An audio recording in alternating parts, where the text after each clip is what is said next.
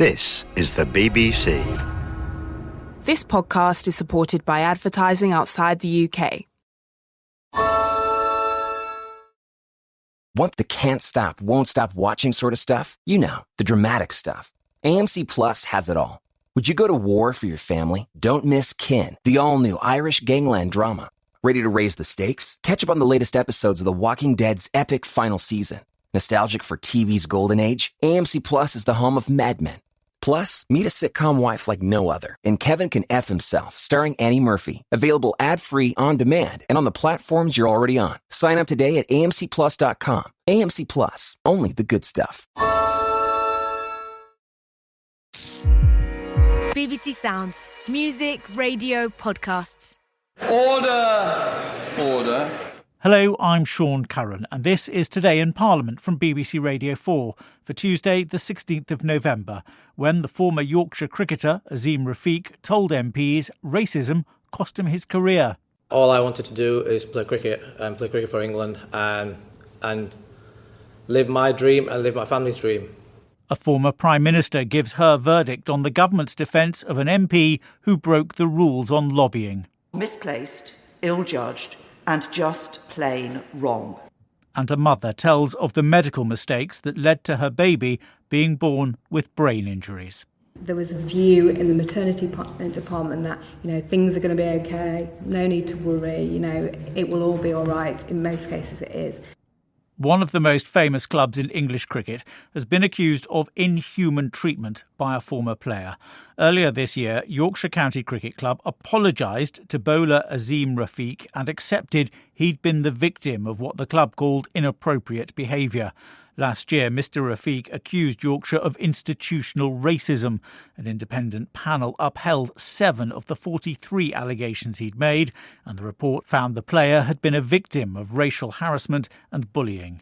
But the club said it wouldn't be taking any disciplinary action against any individual. MPs on the Culture Committee are investigating the scandal. Today they heard from Azeem Rafiq. He told them that when he joined Yorkshire, he was in a dressing room with some of his heroes. All I wanted to do is play cricket for England and live my dream and live my family's dream. But he said he was soon subject to constant racist abuse and slurs relating to his Pakistani heritage. We were on a bus trip in London to Surrey game, and we went past a couple of men with beard, and it was like, oh, is that your dad? If we go past a corner shop, or does your uncle own this?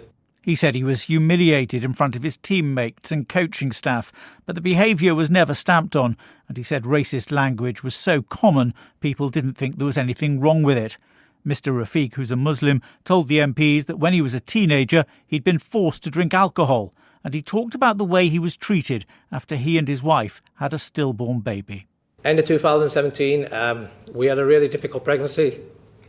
And through that time, the treatment that I received from some of the club officials was inhuman.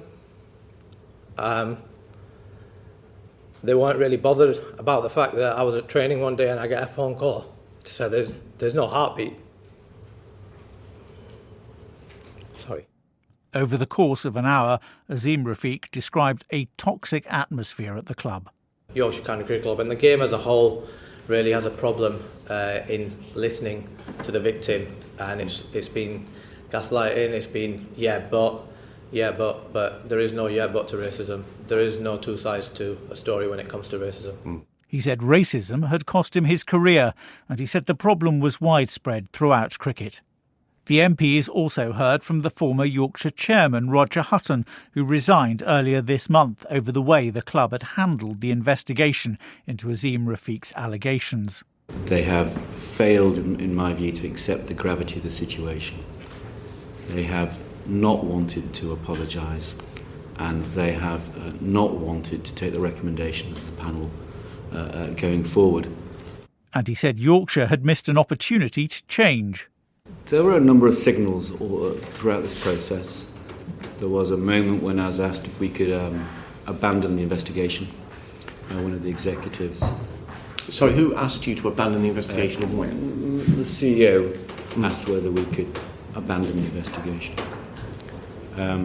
in June 2020 of this year, or 2021 this year, there was an employment tribunal, and the non-executives and I were very anxious that, for good reason, that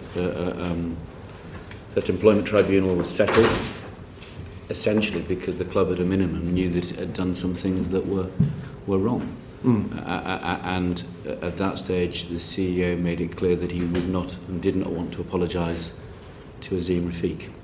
The new Yorkshire chairman, Lord Patel, has only been in post for a few days. He told the MPs he was prepared to take whatever decisions needed to be taken. You see denial, absolutely.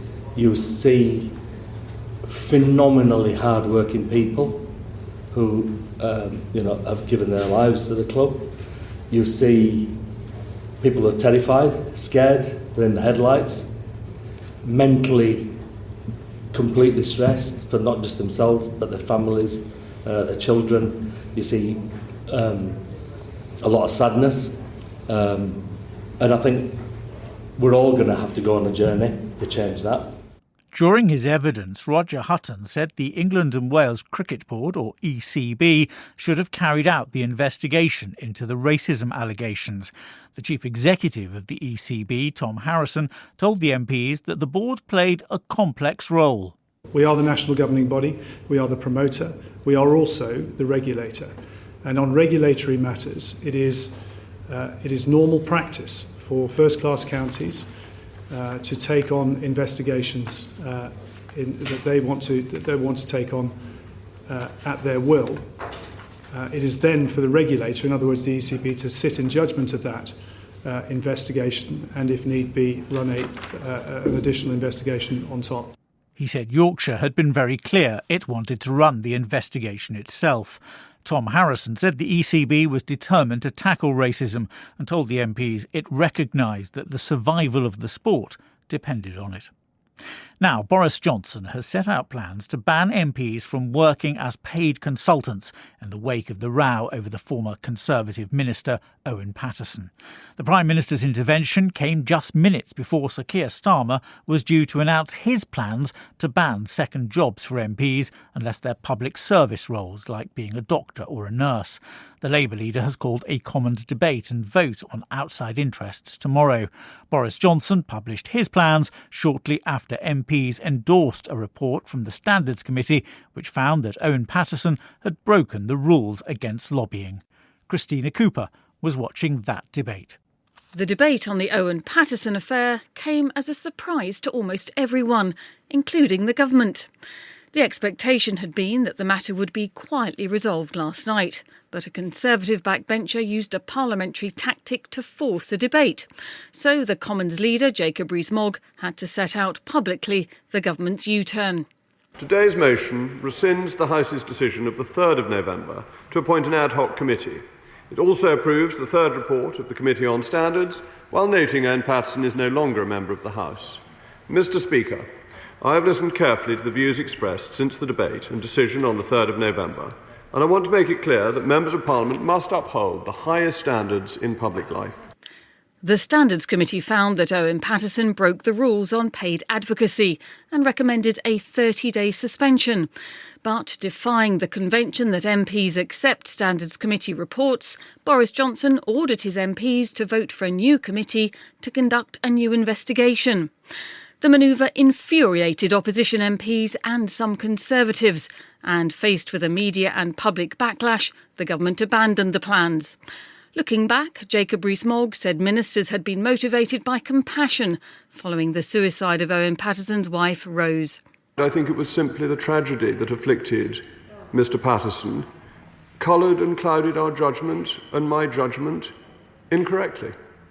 And it is as simple and as sad as that. And he said it had been a mistake to conflate the individual case with more general concerns about the standards system.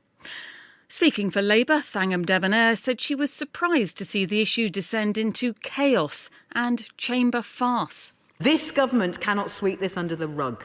The Leader of the House has now apologised on his podcast, but will he also apologise to the House for the damage that has been done to the reputation of Parliament by this sorry affair?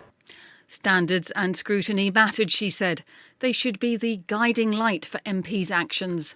Standards should not be seen or treated as an irksome bother that you get your mates to change when you're found out. The onslaught of criticism continued when the former Prime Minister, Theresa May, was called to speak.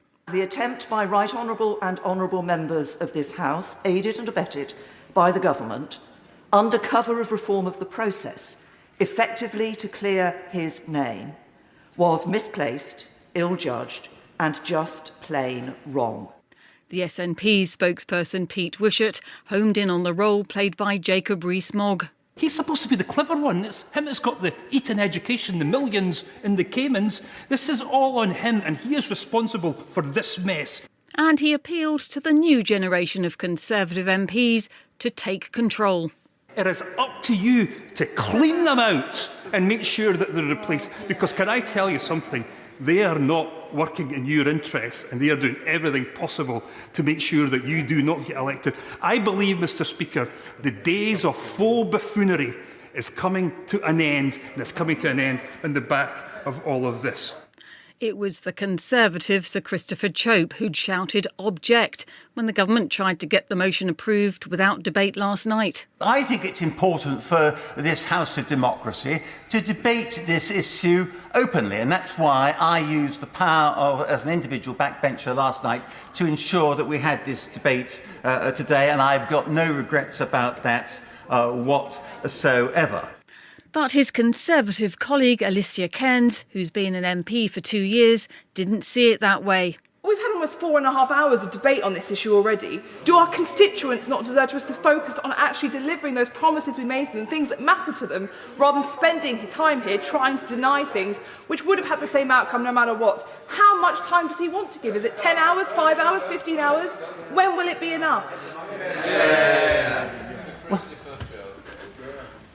Should I express shock or outrage, Mr. Speaker, at what my honourable friend has said? Because clearly, in the time to which she's been referring, she hasn't applied her mind to the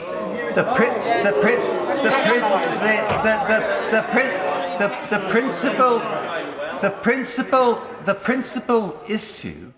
When this tetchy debate finished, half an hour later, MPs approved the report on Owen Paterson and the motion rescinding plans for a new committee.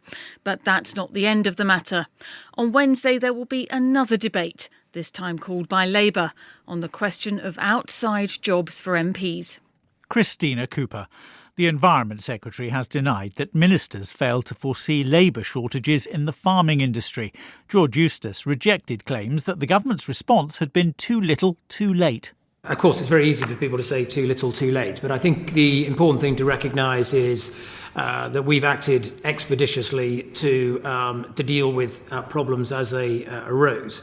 And in particular, when we when we could see that there potentially would be a shortfall in labour to do the seasonal work on processing turkeys for Christmas, we acted quickly to stand up a visa scheme for that. The Conservative chair of the Environment Committee, Neil Parish, set out the wider picture as he saw it.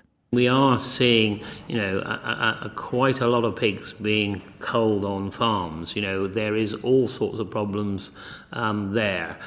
We'll just about get through Christmas now, probably with the turkeys. But I just don't think there seems to be a joined-up plan. I mean, how do you, should I be blunt with you? How well do you get on with the Home Office, basically?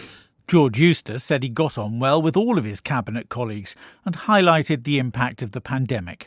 We had some 5-6 million settled EU citizens at the point at which we were coming out of the European Union. Huge numbers had gone for settled status, many of them working in the food sector. It was reasonable to assume that they would stay. But of course, what happened during this global pandemic is that for the most human of reasons, many of those people decided that they wanted to be close to family. Mr Eustace said around 1.5 million of the EU citizens resident here had returned home during the pandemic, and up until now it had been difficult to persuade people to come back to the UK. But he was confident that some of those workers would come back as the world got back to normal after the pandemic. You're listening to Today in Parliament with me, Sean Curran. Still to come, a former Foreign Secretary says it's time the UK paid millions of pounds it owes to Iran. If necessary, by getting an RAF plane to fly gold over to Tehran, but there are lots of ways of doing it. 4 men arrested under terrorism laws after a bomb exploded outside Liverpool Women's Hospital on Remembrance Sunday have been released without charge. Responding to an urgent question about the incident, a Home Office minister said the police were still trying to understand the motive for the attack. Here's Mandy Baker. On Sunday, 32-year-old Ahmed Al-Swaylamin was killed when his homemade bomb went off outside Liverpool Women's Hospital. He was a passenger in a taxi driven by David Perry, who was wounded in the blast. Labour's Kim Johnson, who represents a Liverpool constituency, said the attack had rocked her city. As we continue to search for the truth behind this appalling incident, we must remain alert but not alarmed. We must stay calm, look after each other and pull together as the great diverse city we are, and not allow anyone to exploit this situation to divide us. The Home Office Minister, Kit Malthouse, said the incident was a stark reminder of the threat from terrorism. Our world-class security and intelligence agencies and counter-terror police work night and day to keep us safe. Yesterday, the Joint Terrorism Analysis Centre took the decision independently of ministers to raise the UK national threat level from substantial, meaning an attack is likely, to severe, meaning an attack is highly likely. MP after MP praised the emergency services for their response and the taxi driver for his bravery. But there were questions about the government's approach to preventing terrorist attacks. Labour's Shadow Home Office Minister Conor McGinn said that after the Westminster and London Bridge attacks and the bombing of the Ariana Grande concert in Manchester in 2017, the Intelligence and Security Committee had published a report, including recommendations on the use of and construction of such devices, namely regulation around ingredients or chemicals used to make them. Why have none of those recommendations been implemented after 4 years, and will he look at that again? We need to look at how another perpetrator was radicalised. The government's own counter-extremism body came forward with several recommendations that, again, haven't been implemented. Kit Malthouse said he couldn't speculate on the motives of the Liverpool attacker. Once the investigations are complete, and indeed the full picture of the individual's activities, online and offline, and indeed his lifestyle and possible associates, we don't know yet, then we will be able to learn some of the lessons for the future. The SNP's Brendan O'Hara tried again. There is a belief that this device was similar to that which was used in Manchester 4 years ago. And whether that proves to be the case or not, how confident is the Minister that the controls that are currently in place about accessing these chemicals is robust and strong enough to prevent this happening in the future? The Minister repeated that he wouldn't speculate on this latest attack while investigations were still going on.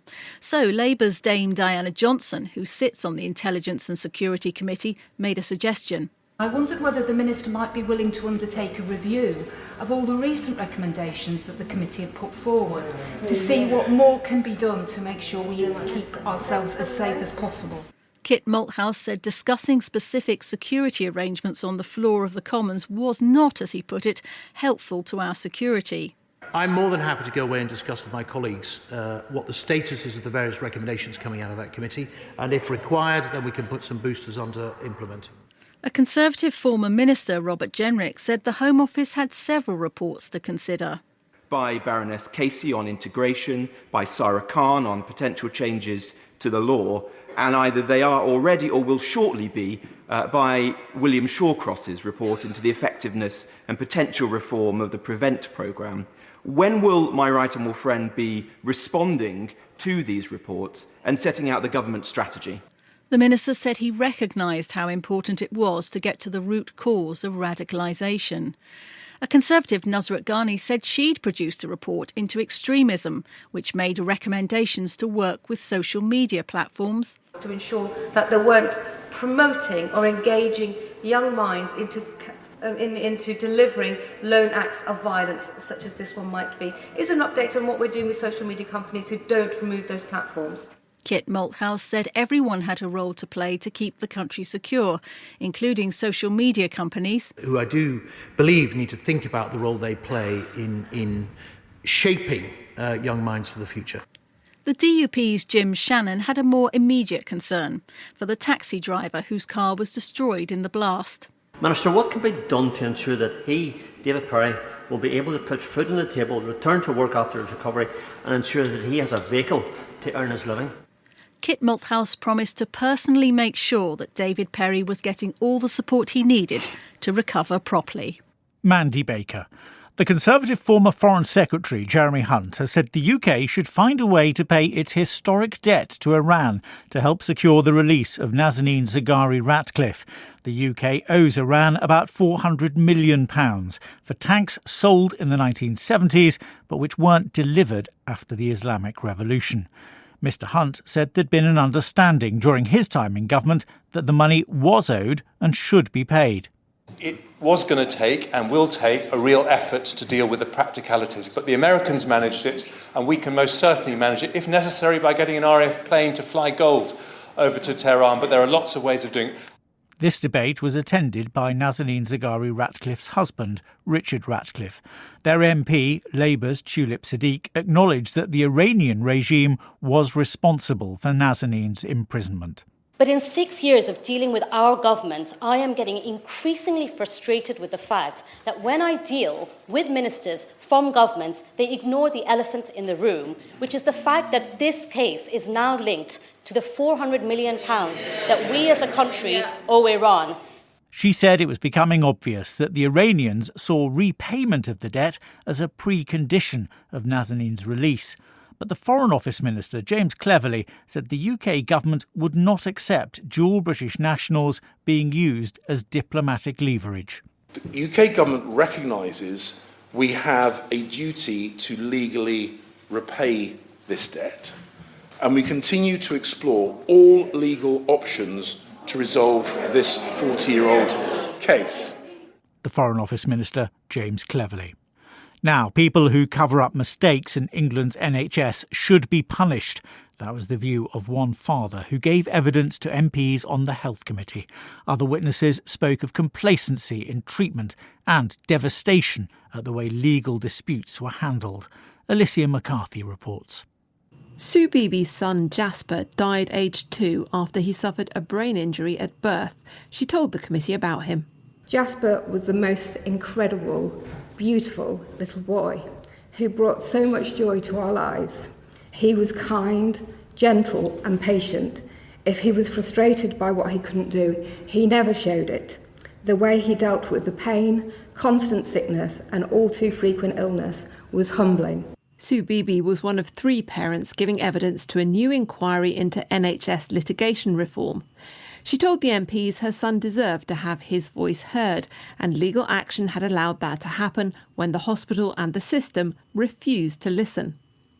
Sue Beebe is also a former advisor to Jeremy Hunt, who was Health Secretary and now chairs the Health Committee. Opening the session, he said the NHS spent £10 billion on compensation claims and legal costs related to clinical negligence last year. Some of the biggest awards are for children born with brain injuries, and you'd imagine one impact would be a big focus on reducing such injuries, but the numbers remain stubbornly high. And cases could take more than a decade to resolve. Sue Beebe told the committee it had taken the hospital 2 years to admit liability, so they hadn't received funding to help Jasper before he died. And she said there'd been a culture of complacency. They were complacent about my care. There was a view in the maternity department that, things are going to be okay, no need to worry, it will all be all right. In most cases it is. And it was the culture of complacency that we saw in response to the risk investigation report, which was one doctor made a mistake, these things happen. She argued there hadn't been a cover-up, but an unwillingness to look beyond the immediate mistake to see how things had gone wrong. Scott Morris said there had been a massive reluctance to look at the details of what had happened after his son Sam died from sepsis at the age of 3. But asked if he'd thought about pursuing a clinical negligence claim, he said he would have done everything on earth to avoid doing that. I only saw litigation as a means to reducing Sam's death to a financial equation, and I never wanted to do that. I also thought it would be toxic in terms of my goal all along was to be able to sit and have frank conversations. He said the idea that litigation helped generate lessons learnt was a fantasy. So what would he like to see change? Scott Morris said there was a role for leaders and regulators in the NHS. I'd like them to actually punish cover-ups, deal with the conspiracy of silence that falls in many cases where you couldn't necessarily prove a cover-up. Joanne Hughes' daughter Jasmine died at 20 months due to failures in her care. She said her claim was settled, but on the basis that there was no acknowledgement of harm to Jasmine. For the trusts to choose not to acknowledge the harm that Jasmine suffered and just chuck some money at it was absolutely devastating and I think degrading. So what could be done to improve the system? The committee heard from Sir Ian Kennedy, who chaired the public inquiry into children's heart surgery at Bristol Royal Infirmary. He said people had been saying for centuries that systems needed to be looked at, and he had an example from Bristol, where there was a lift to take children from the ward to intensive care.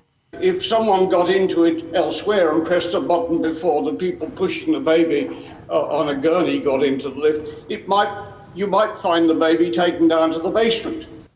He reckoned that was a mad system. Babies needed to go directly and urgently to the intensive care unit, but no one had thought to look at the bigger picture.